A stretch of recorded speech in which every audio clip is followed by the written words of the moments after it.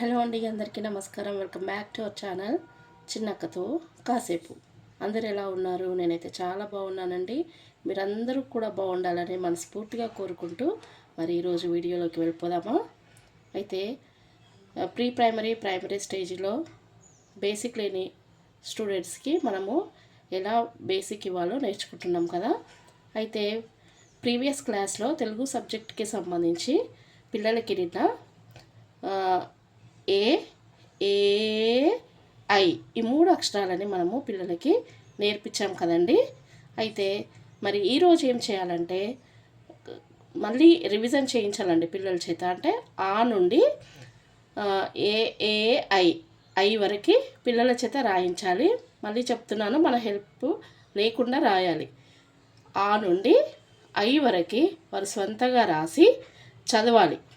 ఆ ఆ ఈ ఈ ఉ ఊ రు రు ఏ ఏ ఐ ఈ రకంగా చదవాలి.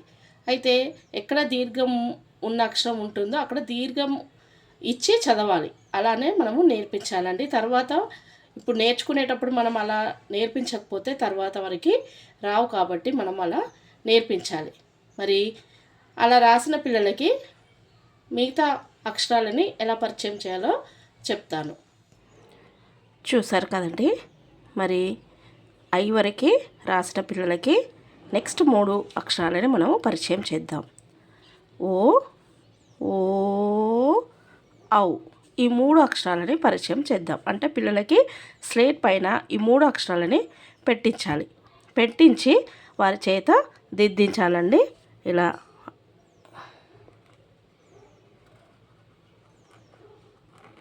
ఓ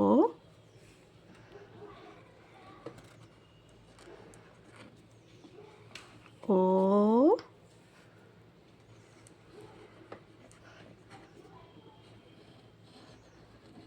ఔ ఇలా పిల్లల చేత దిద్దించాలి.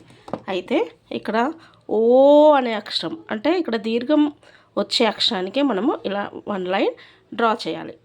ఇలా చేయడం వల్ల పిల్లలు అక్కడ ఆ అక్షరానికి దీర్ఘం ఇవ్వాలి అనేది గుర్తుపెట్టుకుంటారు. కాబట్టి పిల్లల చేత మనము అలా చదివించాలి.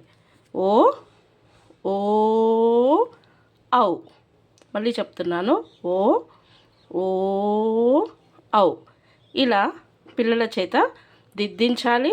నెక్స్ట్ వారిని మనం ఫస్ట్ వారికి వారి చేతిని మన చేతితో పట్టుకొని 2-3 టైమ్స్ దిద్దించినప్పుడు వారు కరెక్ట్గా దిద్దడానికి అవకాశం ఉంటుంది.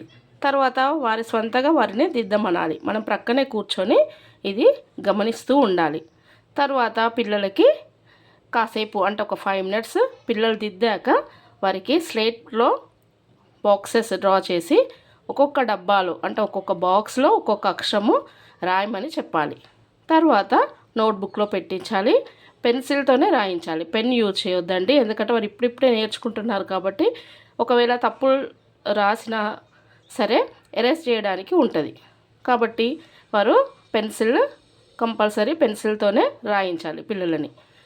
ఓకేనా అండి. ఇది తెలుగుకి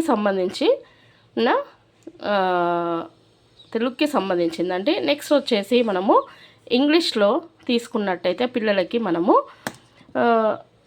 ఏ words, B words, C words, D వర్డ్స్ని మనము పిల్లలకి నేర్పించాము. అయితే ఏ వర్డ్స్లో మనము యాపిల్ అండ్ ఏరోప్లేన్, బి వర్డ్స్లో ball, bat, buffalo, C words cat, coat, carrot, D words dog, doll, duck ఇవి నేర్పించాం కదండి. అయితే మనం నిన్న నేనేం చెప్పాను, ఈ 4 లెటర్స్తో నేర్పించిన అక్షరాల వరకే స్టాప్ చేయాలి. మళ్ళీ క్రొత్తవి నేర్పించొద్దు. ఎందుకంటే వారు ఇప్పుడు 3 + 3 6, 6 + 6 12 వర్డ్స్ నేర్చుకున్నారు కదా. ఇవి మరి మనం డిక్టేషన్ ప్రతిరోజు ఏ టు డి వర్డ్స్ ప్రతిరోజు డిక్టేషన్ చెప్పాలి. ప్రతిరోజు వారి చేత రాయించాలి. తర్వాత వారిని మిస్సింగ్ లెటర్స్ అంటే యాపిల్ అనేది మనము స్పెల్లింగ్లో కొన్ని మనం పెట్టించము. అవి వారు ఎక్కడ ఏ లెటర్స్ మిస్ అవుతాయో అవి వారి చేత రాయించాలి. అలా రాసినప్పుడు ఏంటంటే వారు ఆ స్పెల్లింగ్స్ ఎప్పుడు గుర్తుంటాయన్నమాట, మర్చిపోరు. కాబట్టి వారికి మనము అలా మిస్సింగ్ లెటర్స్ని ఈ ఏ టు ఈరోజు ఏ బి వర్డ్స్లో మిస్సింగ్ లెటర్స్ నేర్చుకుందాము. రేపు సి డి ఈ 2 వర్డ్స్తో 2 లెటర్స్తో ఈ వర్డ్స్ మిస్సింగ్ లెటర్స్ మనము నేర్చుకుందాం. ఓకేనా అండి? మరి ఏ వర్డ్స్ బి వర్డ్స్ని మిస్సింగ్ లెటర్స్ మనం ఏ రకంగా పెట్టించాలో నేను చూపెడతాను. చూడండి, ఇంగ్లీష్లో missing letters.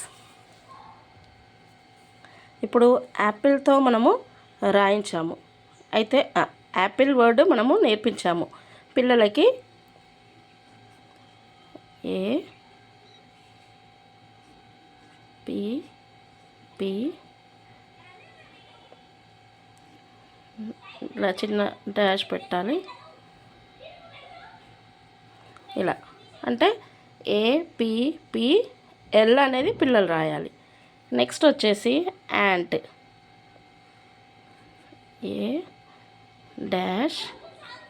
A-T. Next aeroplane,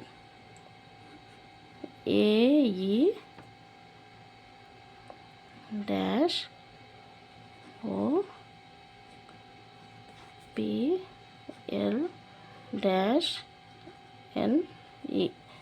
అంటే AER అనేది పిల్లలు రాయాలి, ఏ అనేది పిల్లలు రాయాలి. అంటే అక్కడ స్పెల్లింగ్ని వాళ్ళు గుర్తు చేసుకొని రాయాలి.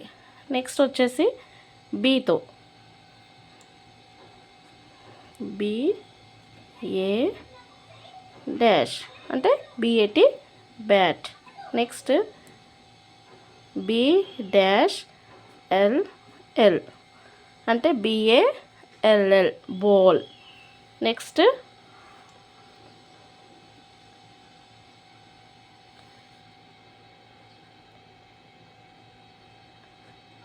BU dash dash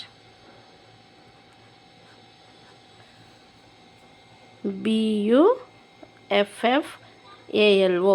buffalo. అంటే ఇలా మనము మిస్సింగ్ లెటర్స్ అనేవి పిల్లల చేత ప్రాక్టీస్ చేయించాలి. APPLE Apple, ANT ant, AEROPLANE aeroplane, BALL ball, BAT bat, BALL ball. ఎందుకంటే ఇక్కడ ఒకటే డాష్ ఉంది కాబట్టి మనము BAT బ్యాట్, BALL బాల్.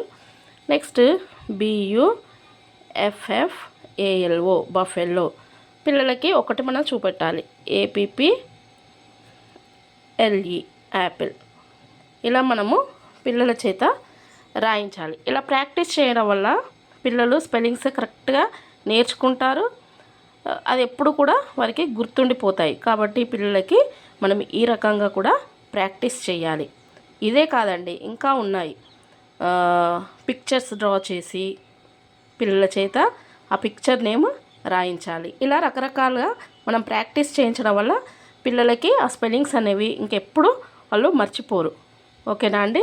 మరి ఇది ఇంగ్లీష్కి సంబంధించి ఇలా 2-3 డేస్ ఇవి ప్రాక్టీస్ చేయించాలి. ఇవి వాళ్ళు చక్కగా అంటే A to D వర్డ్స్ ఎక్కడ తడబాటు లేకుండా మర్చిపోకుండా వాళ్ళు చెప్పగలగాలి. అలా చెప్పే వరకు కూడా మనము ప్రాక్టీస్ అనేది ఆపకుండా ప్రతిరోజు రివిజన్ చేయించుతూనే ఉండాలి.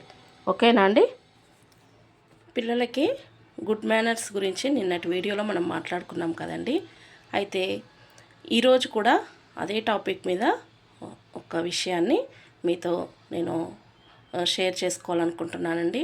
అయితే ఇది ప్రతి మదర్ కూడా తప్పకుండా చేయవలసిన పని. ఏంటంటే మదర్స్ ఇంట్లో ప్రతి ఒక్క పని చేస్తూ ఉంటారు. పిల్లలకు సంబంధించి బాక్సెస్ పెట్టడం కానివ్వండి, వారిని స్కూల్కి తీసుకువెళ్ళడం, తీసుకురావటం, వంట చేయడము, ఇవన్నీ అంటే ఇంకా బట్టలు ఉతకడము, ఇల్లు నీట్గా చేయడము, ఇవన్నీ చేస్తూ ఉంటారు. అయితే పిల్లలని పేరెంట్స్కి కొంచెం ఒక 5 మినిట్స్ రెస్ట్ అయినా తీసుకోవడానికి పిల్లలకి మనం కూడా పనులు నేర్పించాలండి. అంటే ఏం పనులు నేర్పించాలి? వాళ్ళతో ఇల్లు ఉడిపించాలా లేకపోతే బట్టలు ఉతికించాలా అని అనుకోకండి. వారు చేసే పనులు కూడా ఉంటాయి, చిన్నపిల్లలు చేసే పనులు కూడా ఉంటాయండి. ఫస్ట్ క్లాస్ సెకండ్ క్లాస్ పిల్లల చేత కూడా మనము చిన్నగా మనము అలవాటు చేయించాలి. అవన్నీ కూడా ఓన్లీ మదరు ఫాదర్ ఇవి వారు బయటి పనులు అంటే ఆఫీస్ వర్క్ చేసుకుంటూ ఇంట్లో వర్క్ చేసుకుంటూ వారు రెస్ట్లెస్గా ఉంటారు. కాబట్టి కొంచెం పని పిల్లలకి మనము అలవాటు చేయాలి. వారు మార్నింగ్ స్కూల్కి వెళ్ళేటప్పుడు వారి బుక్స్ని వారు నీట్గా బ్యాగ్లో సర్దుకోవడం కానివ్వండి, వారి షూస్ని వారు నీట్గా పెట్టుకోవడం కానివ్వండి, పాలిష్ చేసుకోవడం కానివ్వండి, వారి యూనిఫామ్ని వారు వేసుకోవడము, ఇలాంటివన్నీ కూడా పిల్లలకి మనం నేర్పించాలి. వాళ్ళు స్కూల్ నుండి వచ్చిన తర్వాత ఈవినింగ్ పిల్లలు వాషింగ్కి వేసే బట్టలు వాషింగ్కి వేసేటట్టు, లంచ్ బాక్స్, వాటర్ బాటిల్స్ ఇవన్నీ కూడా సింక్లో వేసేటట్టుగా, షూస్ ఎక్కడ షూ ర్యాక్ దగ్గర పెట్టేటట్టుగా, వారు బ్యాగ్ బెల్ట్ ప్రాపర్ ప్లేస్లో పెట్టుకునేటట్టుగా మనము వారికి నేర్పించాలండి. అన్ని పనులు మనమే చేస్తే పిల్లలకి వారికి ఇంకా అలవాటు అవ్వదు. అమ్మ చేస్తారులే, డాడీ చేస్తారులే అని అలా నిర్లక్ష్యంగా ఉంటారు. కాబట్టి వారికి మనము చిన్న పనులు వారికి సంబంధించిన పనులే ఫస్ట్ మనము నేర్పించాలి. బెల్ట్ ఎక్కడ అంటే మార్నింగ్ లేసి బెల్ట్కి బ్యాడ్జ్కి వెతుకుతూ ఉంటారు, ఎక్కడుందమ్మా, ఎక్కడుంది డాడీ, ఎక్కడుంది అని వెతుకుతూ ఉంటారు. కాబట్టి అలా వెతకకుండా టైం వేస్ట్ అవ్వకుండా పిల్లలకి ఒక దగ్గర బెల్ట్ హ్యాంగ్ చేసుకునేటట్టుగా, వారి కంపాక్స్ బాక్స్ అంతా కూడా నీట్గా సర్దుకునేటట్టుగా, వారి బ్యాగ్లో బుక్స్ ట్యూషన్కి వెళ్ళేటప్పుడు తీసిన బుక్స్ మళ్ళీ బ్యాగ్లో ప్రాపర్గా పెట్టుకునేటట్టుగా, వారి బుక్స్ని వారు నీట్గా పెట్టుకునేటట్టుగా, ఫస్ట్ క్లాస్ నుండి మనం ఇంకా సెకండ్ థర్డ్ ఫోర్త్ అలా పిల్లలందరికీ కూడా మనము నేర్పించడం వల్ల వారికి సంబంధించిన యూనిఫామ్ కానివ్వండి, షూస్, బ్యాగ్ ఇవన్నీ కూడా ఒక ప్రాపర్ ప్లేస్లో పెట్టుకోవడం అలవాటు అవుతుంది. అది మదర్స్కి కొంత హెల్ప్ అవుతుంది. మార్నింగ్ మనం వెతకాల్సిన పని ఉండదు. పిల్లలకై వారంతటా వారే చేసుకోవడం వల్ల మనకి కొంచెం రెస్ట్ ఉంటుంది, పేరెంట్స్కి రెస్ట్ ఉంటుంది. కాబట్టి ఇవన్నీ కూడా పిల్లలకి చిన్నగా అలవాటు చేయించండి. అన్నీ మీరే చేయకండి. వారికి ఒక బాధ్యత అనేది తెలుస్తుంది. వారి బుక్స్ని వారు ఏ విధంగా ఉంచుకోవాలి, వారి యూనిఫామ్ని వారు ఏ విధంగా ఉంచుకోవాలి, ఇలాంటివన్నీ కూడా వారికి తెలుస్తాయి. కాబట్టి మీరు తల్లిదండ్రులుగా మీరు నేర్పించండి పిల్లలకి. చిన్నపిల్లలని వారిని తక్కువ అంచనా వేయకండి. చిన్నపిల్లలే కావచ్చు కానీ వారు చక్కగా చేస్తారు. మనం ఏది నేర్పిస్తే వాళ్ళు అది చేస్తారు. కాబట్టి ఈ విషయాన్ని మీరు దృష్టిలో ఉంచుకుంటారని అనుకుంటున్నానండి. మరి ఈ వీడియో కనుక మీకు నచ్చినట్టయితే లైక్ చేయండి, షేర్ చేయండి, కామెంట్ చేయండి, సబ్స్క్రైబ్ చేయడం మాత్రం మర్చిపోకండి. పక్కనే ఉన్న బెల్ ఐకాన్ని ప్రెస్ చేయండి. ఓకేనా అండి? మరొక మంచి వీడియోతో మీ ముందుంటాను. బాయ్ అండి.